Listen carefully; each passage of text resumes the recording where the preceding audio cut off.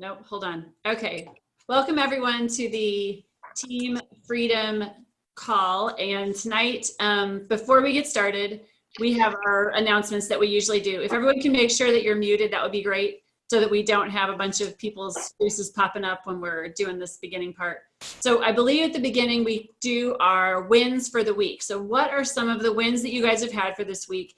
Put them in the chat so that I can shout them out, because what I'd like to be able to do is so that we can focus on the good. Sometimes it's really hard to remember when we're in seasons of change and seasons of challenging times, what the good things are that we have going on. So let me see if I can get to pick the chat.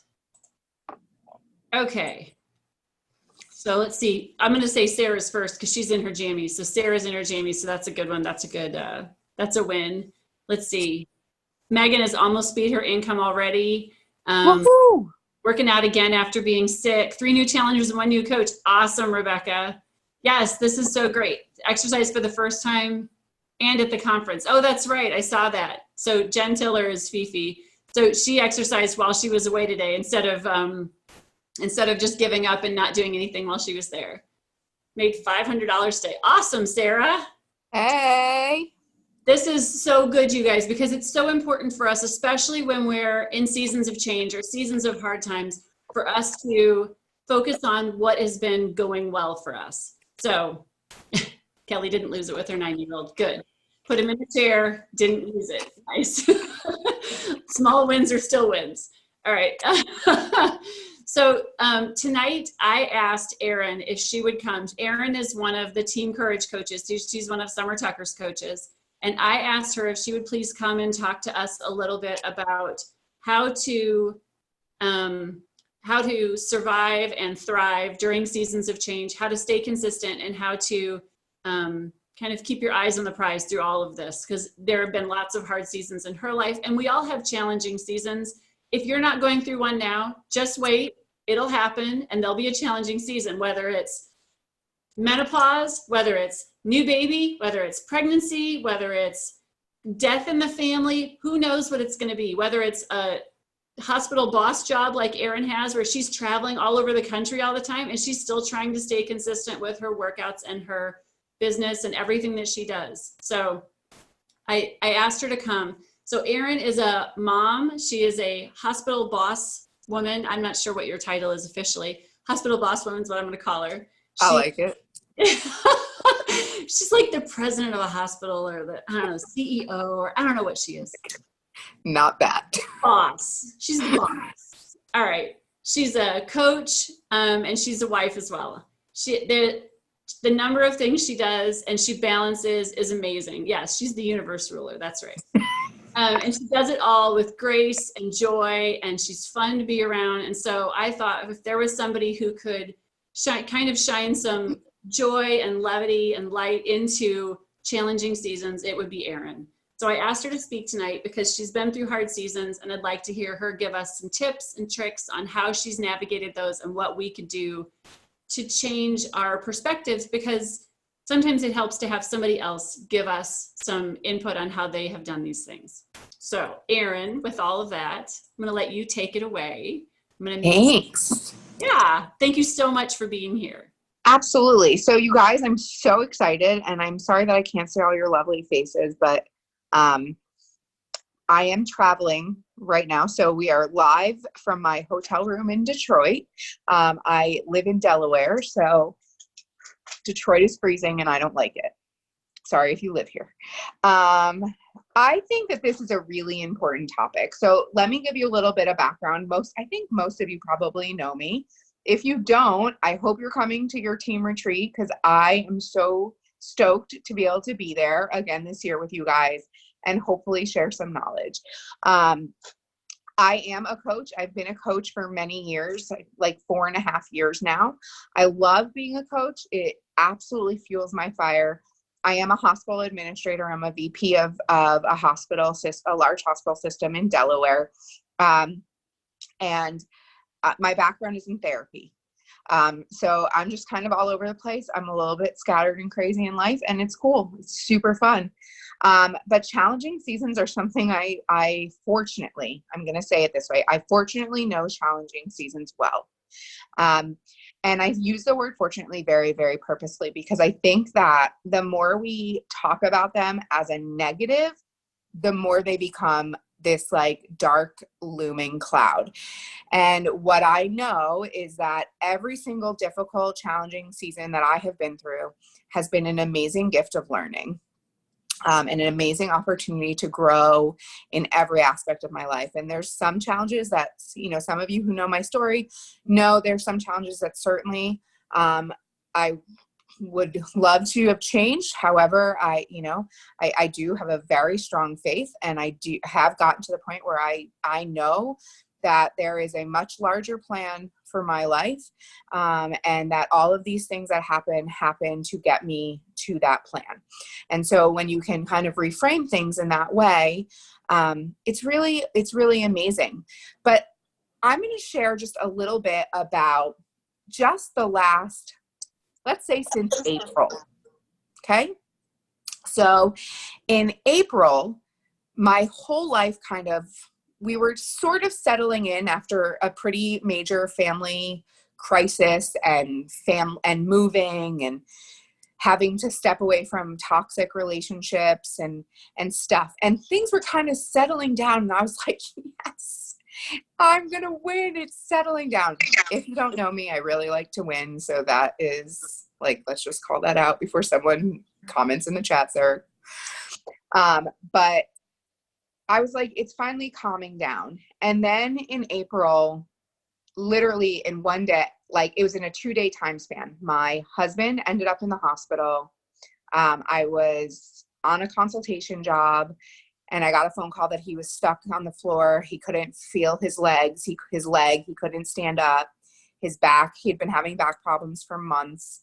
And he was injured, and a friend was coming and taking him to the emergency room. He was admitted that day. Something that you would think, you know, they can quickly fix. Found out that he had some significant nerve impingement and herniated disc issues. We're going to do a steroid shot. We think everything's going to be fine. So that's happening.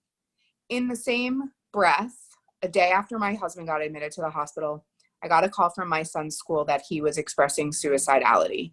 My son was 10 years old at the time. And while my husband was away in a hospital, I had to have my son admitted to a psychiatric hospital. And life just was swirling. Like, I was like, what is happening? What is going on? This is my kid who I never in my life. And as I was driving him to the psychiatric hospital, and, you know, that's my field, so I know the people, I was able to call and say, hey, we're coming. I'm listening to this child talk in my car who doesn't even sound like my son. And I'm having to be concerned, like, is he going to try to jump out of my car? He was truly suicidal with a plan. And it was one of the scariest days of my life. And I had to navigate it very much on my own because my husband was in the hospital. And I had 2 other kids. So luckily I have people in my life that I can call on. My husband came home. A few days later, my son came home, but everyone was in the hospital for about a week. And I was trying to still get the other 2 kids to school and work my job, because my job doesn't stop because my life happens. And then a few weeks later, my husband got gravely ill, and literally I stood in front of an ICU doctor telling me, we're going to do everything we can tonight, Erin, so he doesn't die, because he has a widowmaker. What he has is a widowmaker. And I know the doctors, it's my hospital. So I, sitting there. And so since the first week of April until August, my husband couldn't drive, couldn't work, couldn't really help with anything. And I was very loved by my husband, but very much single momming, because he couldn't do any of those things, and life still was happening. And for a bunch of that, he was in a wheelchair. So I'm having to navigate that. So this is like this little window. And in that window, I had really two options. Well, maybe three. Give up and say, forget all this. I'm not coaching anymore. If I lose my job, I lose my job. I'm hiding under the covers, right? Option number one. Option number two, I need to focus on my job. I don't know whose baby that is, but they're very cute. So I can either focus on my job and give up coaching. I can eat every single emotion I have, get rid of my fitness journey, because who cares? My kid wanted to hurt himself. My husband almost died. What does any of that matter anymore?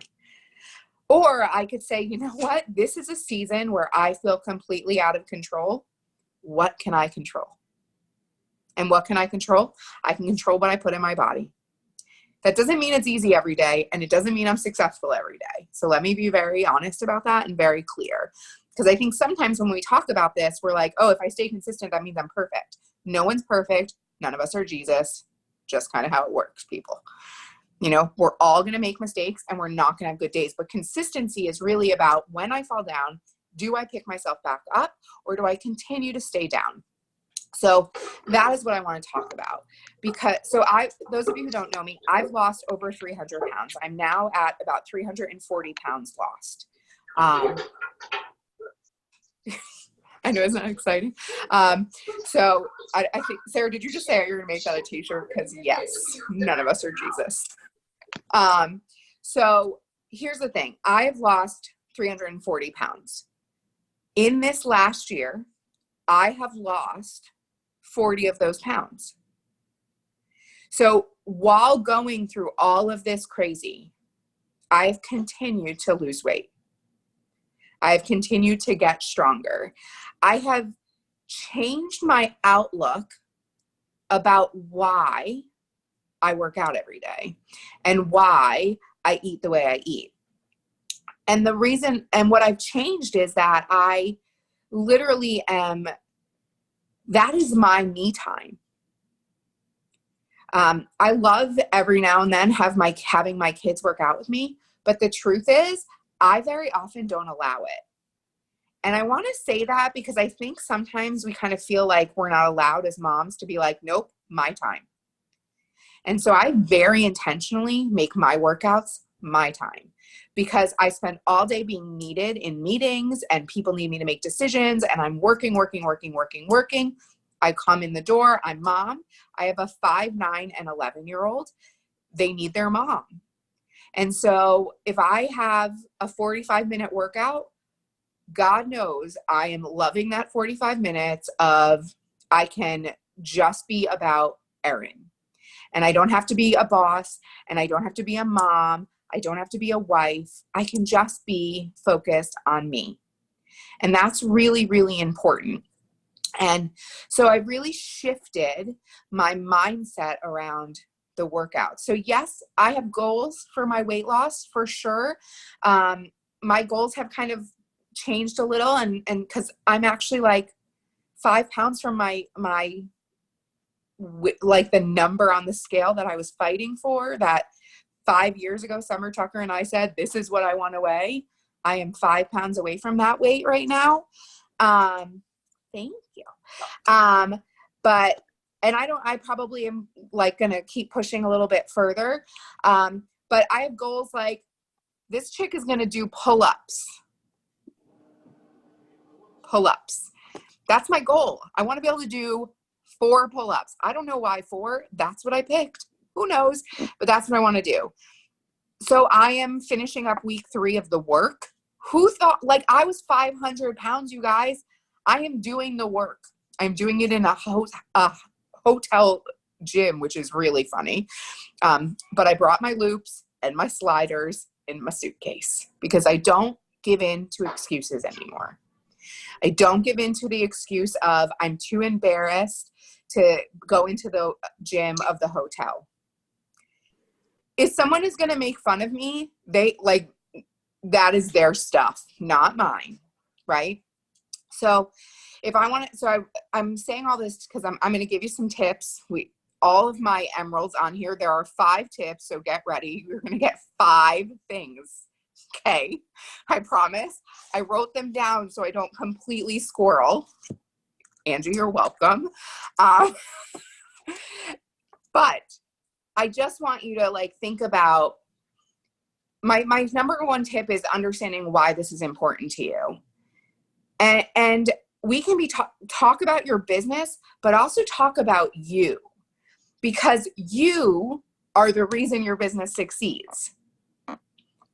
That's the reality. So if you don't talk about you and your personal journey and your personal health and your fitness, there is no business. That's just the reality, because eventually people recognize that you're not actually doing what you're telling them to do. You're going to start feeling like a fraud. And I can tell you that because I have been there. And then you don't stay consistent with working your business because you feel like a fraud, right? Because you're saying all these wonderful things, but you're not actually practicing them.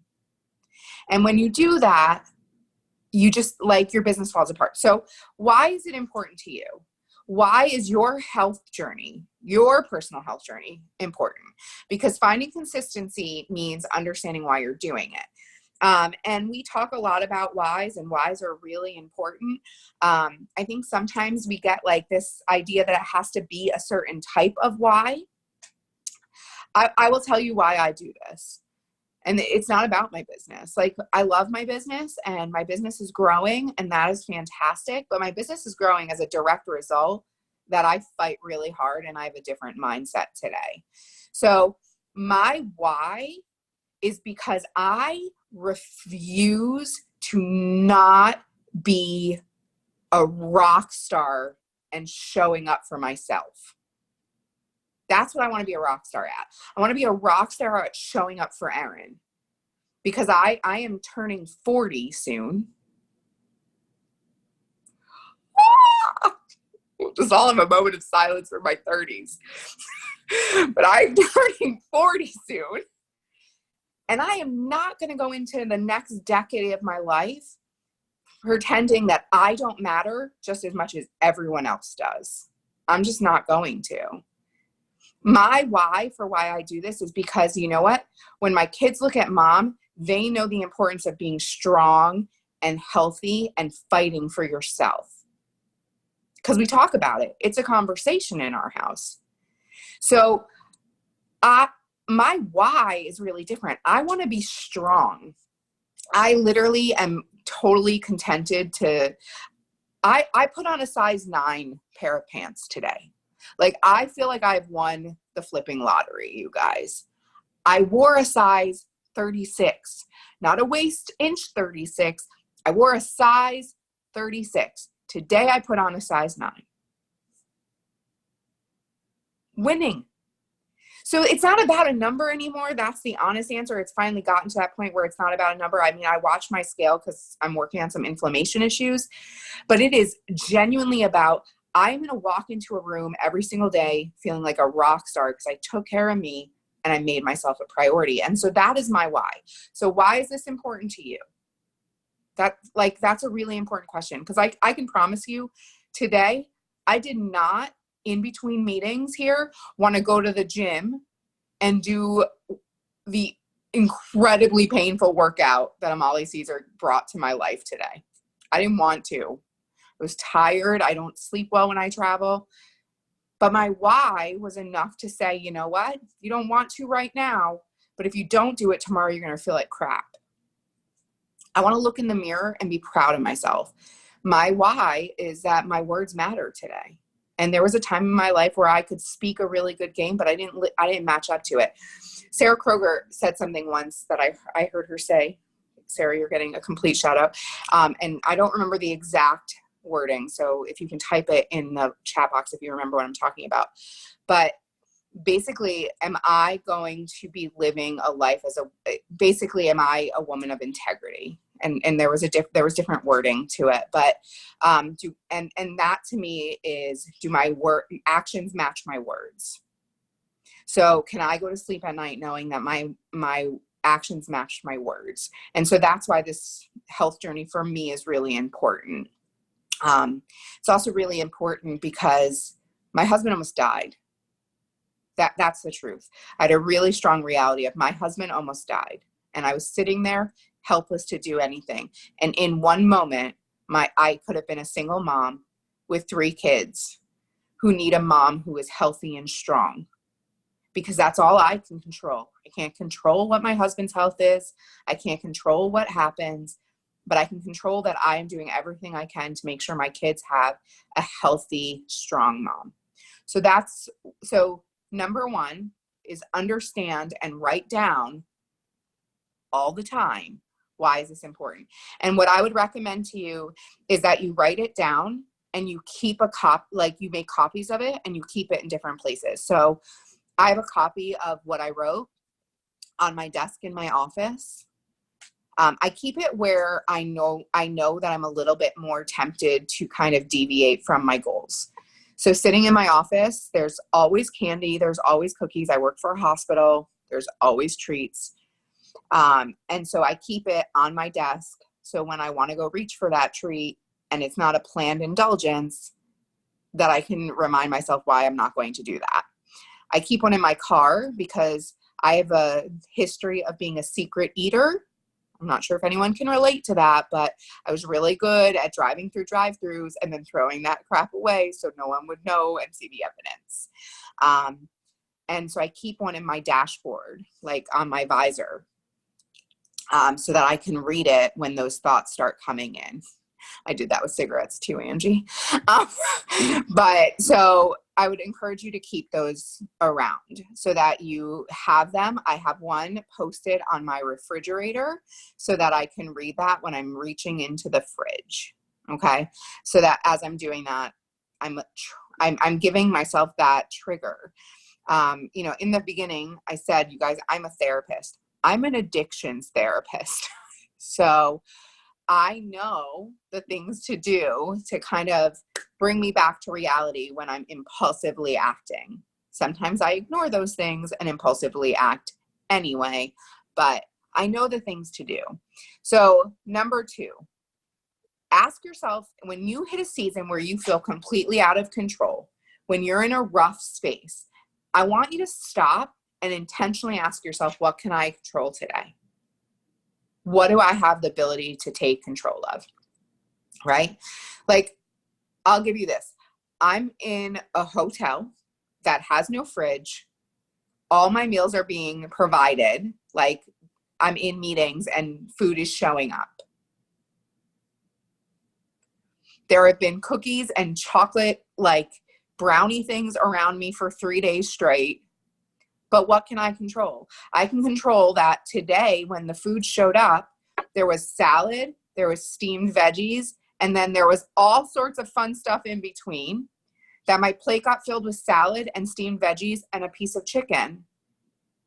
And I passed on the dessert and I passed on all the potatoes and the rolls and the stuff because it just doesn't align with how I want to feel tonight going to bed. Right? So I can control that. I survey what's around me and I can make a decision. I couldn't control what showed up around me. And so if it had been different things, I would have had to do something differently. I would have had to pick a different way. I also had my Shakeology and a shaker cup in my bag. So worst case scenario, instead of eating, if there was nothing I could eat there, I would have just put some water in my cup, put the magic stuff powder in there and shaken away and had my shake. Is it as good as when I get to blend it? No. I also travel with a blender. Don't judge me. I like my shake blended. So I bring my blender. I have a blender that gets USB charged. It's fab. So I bring extra Shakeology when I travel for work so that if I need to, I can have an extra one. They do, Rebecca. Yes, it is the best gift I've ever gotten. A coach on another team sent it to me as a gift because I travel so much. So what can you control? Ask yourself that. That doesn't mean you're going to be perfect. Again, perfection is not what we're going for. But if every day you identify what you can control, then you can set yourself up to stay consistent that day. And stop thinking of, this is not one of the numbers. I'm just going to throw this in as an extra. You get a bonus. Stop thinking about tomorrow. Don't do that. Stay in today. In recovery, we talk about just for today. Just for today, I'm going to stay sober. Just for today. And I have told patients, forget just for today, just for the next 3 minutes. I am not going to do this, whatever that behavior is. So just for 3 minutes, I'm not going to eat that piece of chocolate. Just for 5 minutes, I'm not going to do this. I'm not going to have that today. Maybe tomorrow I will. Get through the day. Stop worrying about 10 days from now. Stop worrying about that huge goal down the road. What do you need to do today? So that is number 3, daily goal planning. Right? So we have what is important, what can you control, and daily goal planning. So I call them my daily wins. Every single morning, one of the things I do, listen, those of you who are Rachel Hollis lovers, I am as well. I love me some Rachel. She talks about writing your big 10 goals. I'm not even talking about that. I do that as well. I do it every single day. The first thing I do every single day, I can't show you because it's on my phone, is I write out my gratitudes every day. First thing, I don't do anything before my gratitudes, writing out my goals. The other thing I do every single day, number 3, is daily goal writing. Is I write down what my daily goal is for that day that will make me feel like I won my day. Right? So in the morning, I am setting an intention. These are the things I need to accomplish today to feel like I have won my day. Every single day that there is a workout on my calendar, that goes on my daily win goal. Press play. It doesn't say press play perfectly. It doesn't say kick every exercise's booty today, because some days it's really bad. But I show up. And if I can't, it doesn't mean I'm a failure, but I have to evaluate why I couldn't. What happened? Where did I misplan? Where did I misalign? If there's a workout on my schedule and I wake up and my body is telling me like it's not a good day, don't do that, you're going to hurt yourself, then it doesn't go on my goal list. So then I didn't fail. I made a smart decision. I have a really bad back. There are some days where my body needs to stretch and not get abused. That's just the reality. And so I need to change my goals on those days. So I have to listen to my body. But that is why I do it every morning. And it's not a Sunday for the week. It's every morning. So I can do a self-inventory of where I am that day. Right? I will say to you, I always look at my calendar the night before to make sure. I get up at 4:30 in the morning. That's when my alarm goes off every single day. No questions asked. 4:30 in the morning. Well, not every day. Monday through Friday. 4:30 in the morning. My alarm goes off. I get up. I work out. And if I don't have a workout that day, I still get up because I don't want to break that habit. And so I just get some extra time to do some quiet things before the kiddos get up. And I start the morning routine to get everyone out the door to school. Right? But 4:30 in the morning, this girl is getting out of bed. That's it. So, and I'm writing down my daily goals. What are my wins? What do I need to do to feel like when I go to bed tonight, I can win my day? So that's number 3. Number 4 is what I call my bookends. And some of you have probably heard me talk about this before. But my bookends are really important to me. And those are how I start my day and how I end my day. And they're really powerful. And I think that if any team in this group, in Team Courage is going to understand that, it is your team. Because every single day, I start my day in prayer. I start my day asking for grace, asking for protection, just having a quiet moment between me and God, and getting my head in the right place to move my day forward. And that is my first bookend. And that's, that comes with and I do my gratitudes first, because in that quiet moment with God, I'm also thanking him for everything I was just able to write down that I'm grateful for. So not only am I writing down my own gratitudes, I'm then taking that a step further and really connecting that back to my faith and my belief that all of those things that I'm grateful for are because he's placed them in my world. And I very strongly believe that. And it's taken a long time for me to get there. And some people have known me a long time on this call and know that that is not who Erin was 4 years ago. But I start my day every day, and that's my first bookend. My bookend at the end of the day is just as important. And that is I close my day out in prayer again. And I close my day out saying, thank you. Thank you for every challenge I've had today. Thank you for every time that I have won my day. Thank you for placing every learning opportunity in my path. Thank you for helping me see your grace in my day. Whatever it is, but I'm saying thank you. Because I'm getting to go to bed. I'm still here, which means I still have a purpose. I still have something that I'm fighting for, right? There is some reason that he has kept me here. And so I'm going to say thank you. Because I think that let me just speak about Erin. I have had this relationship with God in the past where it's been about asking for things. And God, if you do this, I promise I will do this. And what I have learned is that to have a truly genuine relationship with God for me is about staying humble to what he's given me. And recognizing that sometimes what he gives me is painful and difficult, and to still be humble and grateful for that. Because it is in the valleys that you truly understand what the peaks mean, and why they're such a blessing. So I do, even in the worst days, I require myself to get on my knees, and you don't have to get on your knees, but that's what I do. I have a space where I go, it's quiet, no one's allowed in. It is my time. And I end my day with 20 minutes of just me and God. And so those are my bookends. And so I really, really, really, really, really want to encourage you to think about what your bookends would look like. So my day starts with asking, and my day ends with thanking, right? It's acknowledging the gratitudes. It's acknowledging the blessings. It's acknowledging that I got another day to be on this planet and impact change. And that day might have been awful. And there are times where that 20 minutes with God and I is nothing but me sobbing because it has been a really rough day. But I know that he has me at all times.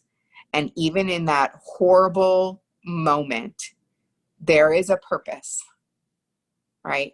And I can bring myself back to that in that 20 minutes. So it's really intentional. And that helps me stay consistent because it helps me stop from swirling, because I tend to really swirl sometimes. And I have found that this is a really great tool for me to not swirl. My fifth one is, I call it your neon flashing warning signs. And she's making a face like, Erin, I don't understand what you're talking about. You guys, when you're driving down the road and there's like, the road is like, there's going to be some kind of hazard in the road, there is a sign and it is flashing at you. Lane ends, people, lane ends, move over. You're going to hit something, move over, lane's ending. Flashing, right? There's the huge arrow and it's flashing and it's telling you. Do you guys ignore that and drive right into that big truck that's got the flashing arrow? Probably not. Be a really bad choice. But we see those warning signs in our life and we drive into the back of the truck, right? I know I do. So I would say that my number 5 tip for you is understand what your neon flashing warning signs are. And then what do you need to do when those show up to be able to stop, breathe, refocus, and make a new decision. So I use this with patients all the time because, when I treat people who have an addiction issue and they're like, Erin, I don't know what happened. I was doing so good. And then I went to a party and there was cocaine. I'm like, really? Because I go to parties with my friends and cocaine doesn't show up. I am apparently partying with the wrong people. I don't know. But that's what I get told. I don't know what happened, Erin. It was just there. Well, let's think that through. What was the first neon flashing warning sign? You're going to a party. Maybe that is a bad choice for you. I tell people all the time, listen, sometimes parties for me are a bad decision because there's going to be food that I don't want to eat. And I'm going to be a little bit uncomfortable sometimes. And so sometimes I eat to deal with my emotion. Do a self-inventory. Is this the right place for me to be now? Am I in a good place to be there? Is that one of my neon flashing warning signs? Right? If it is, pause. Is this the right choice for me? If someone gets mad at you because you don't come to their party, then that's just too bad for them. They'll get over it. It's all going to be fine. Right? Because I'd rather my friends feel safe and know that I always have their back than them having to be worried that I might be upset if they don't come to something. But that's just an example. But it's really, what are your warning signs that whatever it is for you that leads to inconsistency in your journey? I'm really focusing you guys on your journey because your journey is your business. And I think we forget that sometimes. We're going to build this amazing business. I don't feel like working out today. You guys, I am building a really important product at my job. I got to show up to the meetings. I just launched this really big thing that cost $800,000. Guess what I had to do? Show up to the job. I had to get on the phone calls. I had to meet with the community members. I had to do all the things so that it could go. I couldn't be like, there's this awesome thing I'm going to do and it's going to be so cool, but I'm not going to do any of the work to get it done. I'm just going to hang out over here. I think it's going to happen. No, it's not. No, it's not. You can't build a health and fitness business when you're not taking care of your health and fitness. Sorry. It's not the nicest thing to say, but it's really honest. And I love you enough that I'm not going to lie to you. Because I tried it. I hung out for about a year at the same weight and I thought, I'm going to rock this. I'm going to build this business. I'm going to cover my husband's income so I just don't have to worry if God forbid something happens. And I couldn't figure out why people were not taking my hand. Or if they were not staying. Maybe because in the group, I wasn't showing up as my own challenger. Are you just showing up in your groups and cheering everyone on, but they're not seeing your food log? If you guys do food logs, I don't know. We do food logs. Are you showing up in your group and cheering everyone on, but they never see your sweaty selfie? And there's a difference. Like, I'm going to be having surgery. I don't know when. I have to have more skin removal. It's going to be awful. I don't want to, but I got to do it. I can't work out for a while after that because I'm going to have incisions all the way down my thighs. It's going to be a long time.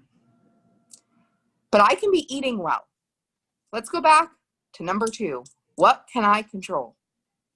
I can control what I put in my mouth.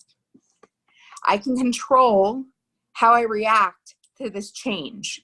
I can share that journey of how I maintain fighting for my health even post-surgery. I can show people and give them hope that even if they have a setback and have to stop pressing play, they can still take care of themselves. See how you can quickly reframe that, right? So what are your neon flashing warning signs? And what do you have to do about them? Tattoos on retreat. All of you speak my love language. Tattoos, retreats, all the fun. You guys are like the kings and queens of getting tattoos, or the queens of getting tattoos. There's no kings on here. Sorry. So I'm happy to answer any questions if that's okay with you, Angie.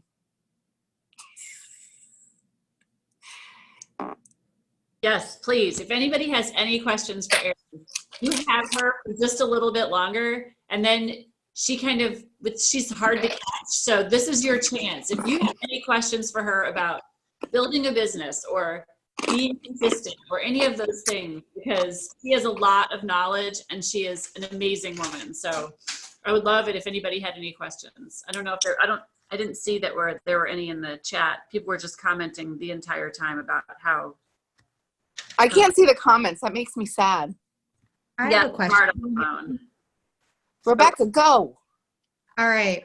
Question on number 5. Tactics that you have, like real tactics for stopping, pausing, breathing, like real things that we can kind of put into practice. Yeah. So one is something that you're going to think I'm a little bit crazy, but I'm going to tell you to do it anyway. I want you to wear a hair tie around your wrist. Mm-hmm.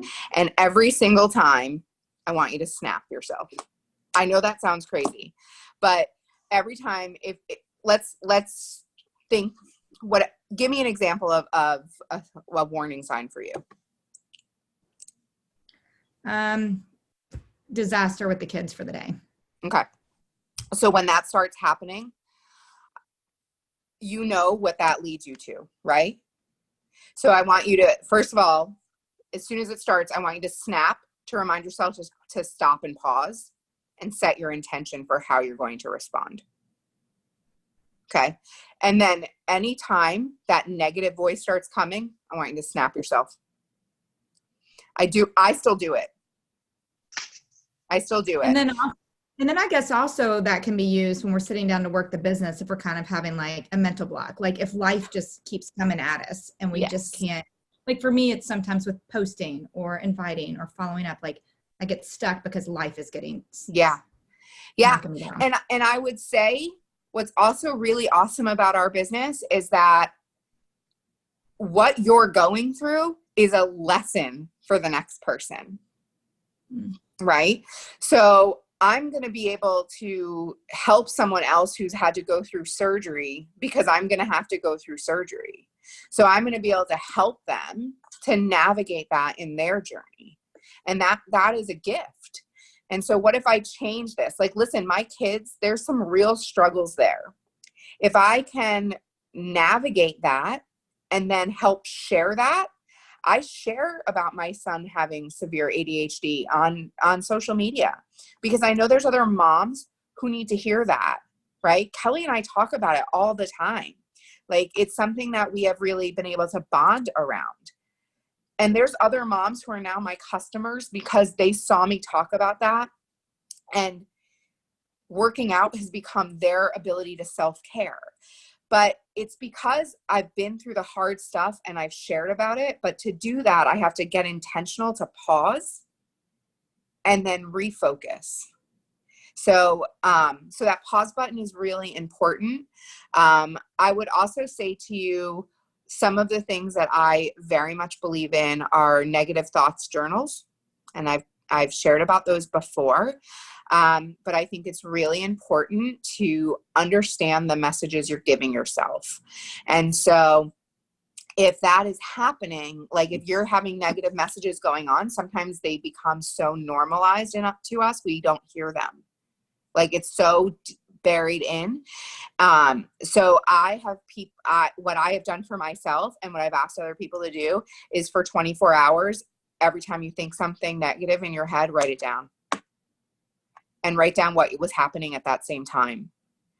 And then you're going to go back and you're going to write a positive response. Like you're going to flip that to a positive.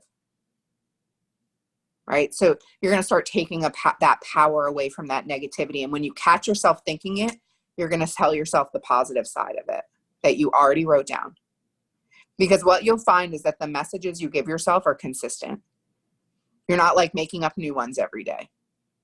You're giving yourself consistent negative messages. I'm not a good enough mom. That's why my kids are acting out. Why can't I control my kids? What is wrong with me? What am I doing wrong that they're acting this way? The truth is what an amazing mom you are that you care enough that they're acting that way. There are some moms that don't care, that don't even engage. And how amazing that you love your kids enough that it bothers you when that happens. What if you looked at it that way instead of, oh my God, I'm such an awful mom. I can't believe they're acting this way. This is one I consistently have to work on, by the way, Rebecca. So I dig it. Any other questions? There were a couple of questions in the chat. Hold on. Oh, I can't see the chat. Yeah, I know. So I'm going to read them to you. Okay. If you're working on emotional eating, could you share a little bit about that and how you're solving that problem for yourself? Oh, that's a really fun one. Yes. So I am always working on emotional eating. I will be really honest. I've been pretty strict about this recently, and I've been really having to practice what I preach big time. And so before I eat anything now, I actually write down why I'm eating. Like, I make myself stop and I write down what I'm eating, what time it is, why am I eating? Am I hungry? Or is something upsetting me? And normally, sorry, my phone just did something weird. Are you guys still there? Okay. Normally, if I stop to do that, if I'm not actually hungry, I catch myself right then and I don't eat it. So that's one of my tools that I'm using right now. But I am physically writing my food log right now. And I've been doing that for the last 7 months, that I physically write my food log instead of electronically doing it, so that I can document how I'm feeling at each time, at every bite, basically. And then that's one of my parts of my nighttime, is going back and identifying if I had any moments where I ate out of emotion and what could I have done differently. And so how can I do better tomorrow? But not beating myself up about it also. Like, we make mistakes and we eat out of emotion, and it happens, and learn from it, give yourself grace, move on. So it's almost like the negative talk, self-talk all day long, but you do it with food as well. And you go back and identify that stuff all day long. Yeah, I'm a big journaler. I was wondering if you just pull a notebook out during your 100 meetings a day. Yep, and start writing. I do. Okay. I do. And normally, I'm going to say this and I'm going to sound really annoying, but normally they're my meetings. I'm running them. So if everyone has to stop and wait for me, they're going to get over it. They're going to be like, oh, she's just getting her notebook out again. Okay. Boss lady, that's right. That is the one benefit. I work my butt off. I work a lot of hours, but I can only do that if I'm taking care of me. And so my team actually knows. That's the other thing. I have not been quiet about this. My team knows what I'm doing. Like, if we're going to have a meeting where there's food, they all know that for 2 minutes, Erin's going to pull out a notebook and write some stuff down. And then we're going to continue with the meeting. Okay. And it also has given them permission that self-care is important and that we value that in our team. That's a great example, not just for your family, but for the people that you work with all around you. Yeah. Listen, our office is across from our hospital gym. And so I'm known when people start to get a little bit edgy to be like, go put your sneakers on. I make everyone keep sneakers in their cubes. Go put your sneakers on and hit the treadmill for 10 minutes and calm yourself down, people. Go take a walk, go do something, go move your body and get your head out of this space. Because you're not being productive because you're like this. So I legit send people to the gym. Good for you. Good for them. All right. Megan had a question too. She said she had a question of tips on how to ID your warning signs, your neon flashing signs. So, hey, guess what it's going to be about, Megan? You're going to write stuff down. So the truth is the same thing I just said. The way that you do that is by paying attention to when you're putting stuff in your mouth, if it's around food. If your issue is around being consistent with working your business, I want you to start paying attention to when, first of all, you should have a scheduled time that you're working your business, my friends. I work 12 hours a day on a quiet day, and I have scheduled time that I work my business. And so whatever that time is, when that time comes, if you start to find all the reasons you can't stop and do it at that time, I want you to start paying attention to that. And what are the messages that you're actually telling yourself? Because it's normally we're like, I'm not capable. No one's actually saying yes anyway. I need to do this. That's more important. Well, then your business is not important to you. So I would say to you, if it's about your business, then I want you to really pay attention to what are the messages you're giving yourself when it's time for you to sit down and work your business. If you are not scheduling time for your business, this is set out of complete love, but then you don't have a business. Then you're a hobby coach, and that's okay if that's all you want, right? I don't want to be a hobby coach. I love my job. I'm never walking away from my job. I think it's phenomenal. I have a great time doing it, but I have reasons that I want my business to make money. Bottom line. So I make time and I make sure it happens. And when I start to not want to, I take some time to understand why.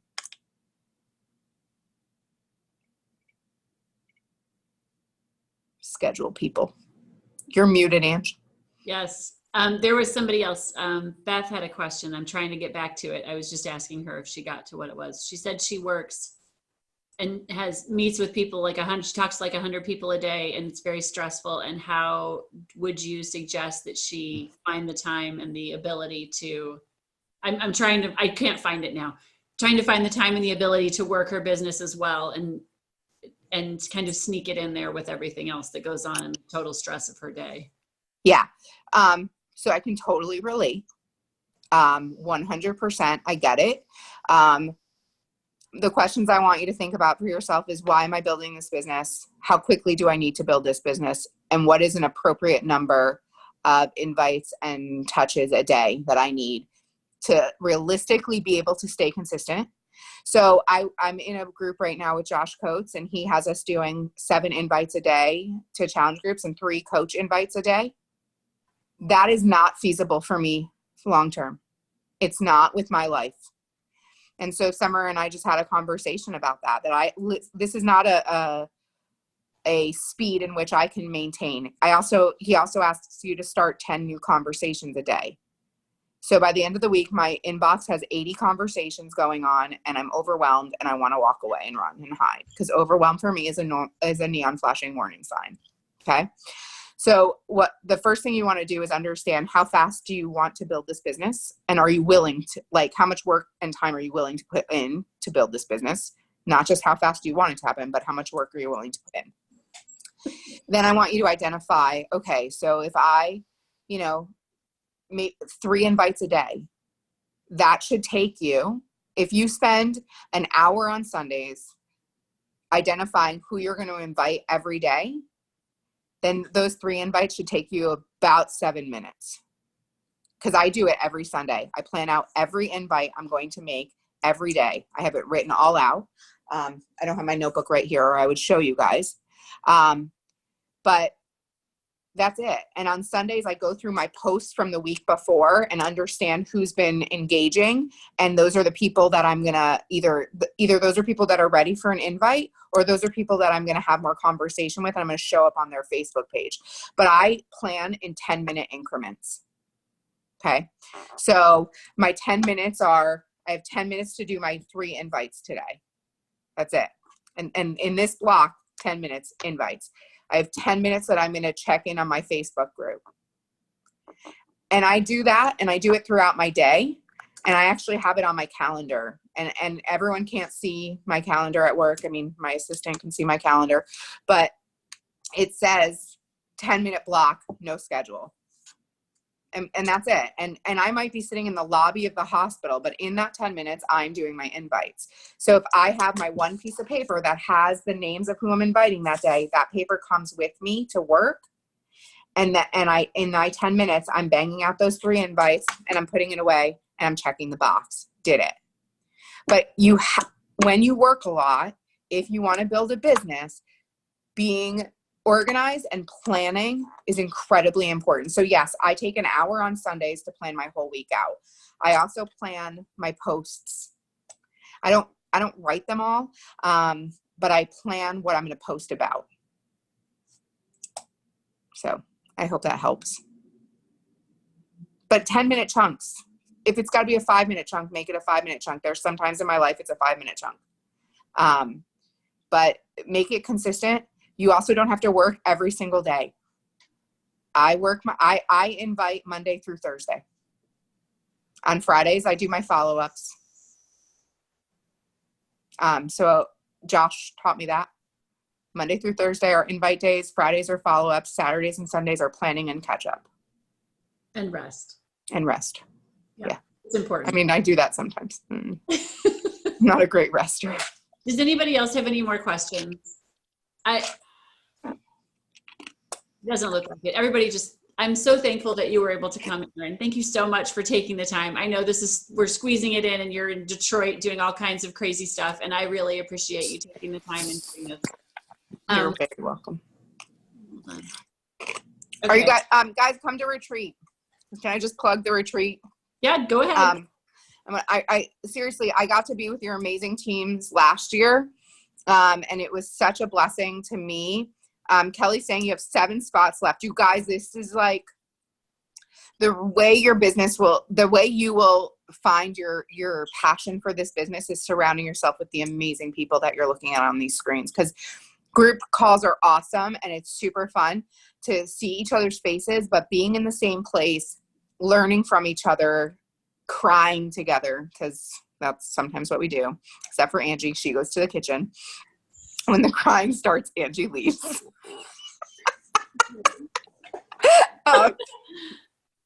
Just kidding. Seriously, this is so important to get surrounded. My life changed because of an event. And my ability to see that I was capable of more and that there was a purpose for this for me happened at an event. So it is an amazing time of fellowship with your team.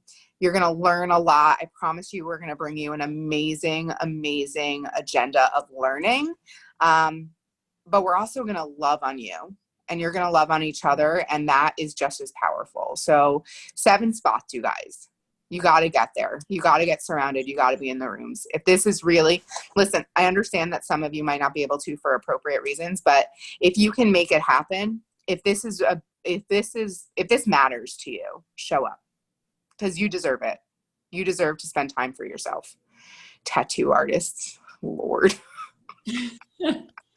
Okay. So Erin, I'm going to end this. Kelly, you have something you want to say? Well, one day I'll hire a tattoo artist and they'll come. One day. Can't do it this year. Goals. It'll go on the goal board. Hashtag goals. Hashtag goals. Tattoo artists. We will pray. Then we will get tattoos. I might not come to that retreat. We'll see. Oh, you will. Oh, Angie, you don't have to get tattooed. I have the most tattoos of anyone and I never get tattooed at the retreats. Okay. I'm going to close us in prayer now and we're going to stop talking about tattoos. Thank you so much, Erin, for coming. Thank you for having me. Heavenly Father, we praise you and we thank you for the gift of this team, the time that we have to grow and learn and lean on each other in good and hard times. We thank you for your daughter, Erin, and her willingness to lean in with us when she has such a busy life. Please watch over us and bless us during this upcoming holiday season. Help us be the light to so many people and to show forth your goodness. And thank you for the blessing of our hard seasons and help us to see your grace and goodness in all of them. And we ask these things in your most holy name. Amen. Amen. All right. Thank you so much, you guys, for coming. And thank you, Erin, for taking time out of your schedule to be with us. I really appreciate it. Absolutely. Bye, guys. Thanks. Good night.